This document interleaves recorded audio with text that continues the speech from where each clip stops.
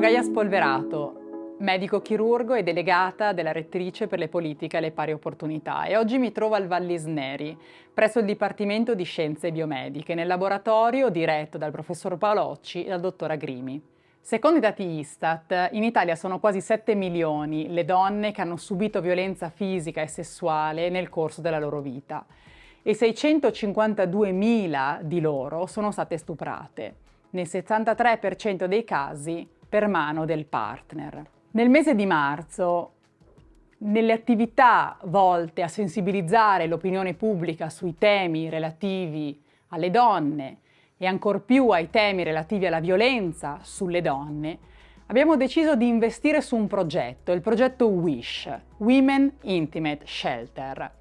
Il progetto di ricerca medica cerca gli aspetti molecolari e biologici che sottendono la violenza e a valle della violenza subita dalla donna per mano del partner. Il progetto WISH, Women Intimate Shelter, è un progetto ad oggi in atto all'Università di Padova che ha l'obiettivo di studiare gli effetti di Intimate Partner Violence, o meglio conosciuta come violenza domestica, sul cervello, sul cuore e su altri distretti corporei della donna. Il progetto WISH si pone appunto l'obiettivo di indagare i meccanismi fisiologici e patologici alla base di tutte quelle malattie secondarie all'esposizione a questo tipo di stress. In questi 3 anni, inizialmente alla Johns Hopkins University e poi qua al Dipartimento di Scienze Biomediche dell'Università di Padova, abbiamo acquisito primi importanti risultati sull'effetto dell'Intimate Partner Violence sulla fisiologia femminile.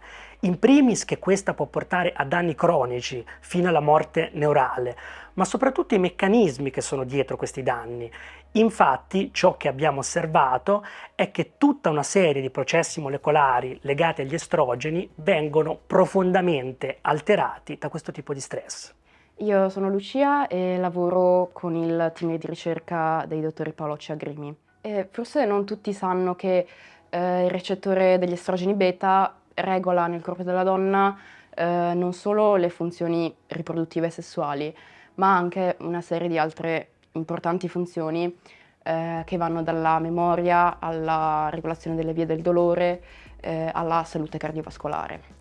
L'impatto di questo progetto è potenzialmente enorme. Infatti voi immaginate milioni di donne, anche nel nostro paese, vittime di violenza, che nel corso degli anni sviluppano differenti patologie apparentemente scollegate dalla violenza che subiscono e che invece ne sono, dal punto di vista medico, intimamente legate. Comprendere i meccanismi ci può aiutare ad intervenire su queste donne, anche immaginando terapie specifiche per i problemi che vanno a sviluppare. Comprendere quelli che sono i meccanismi fisiologici e molecolari che sono provocati da anni di violenza psicologica o fisica è fondamentale per garantire il benessere delle donne. Questo è il vero obiettivo ed il cuore del progetto WISH. L'Università di Padova ci mette la faccia. È il nostro obiettivo quello di sostenere la ricerca scientifica su tali ambiti e ti chiediamo di farlo con noi.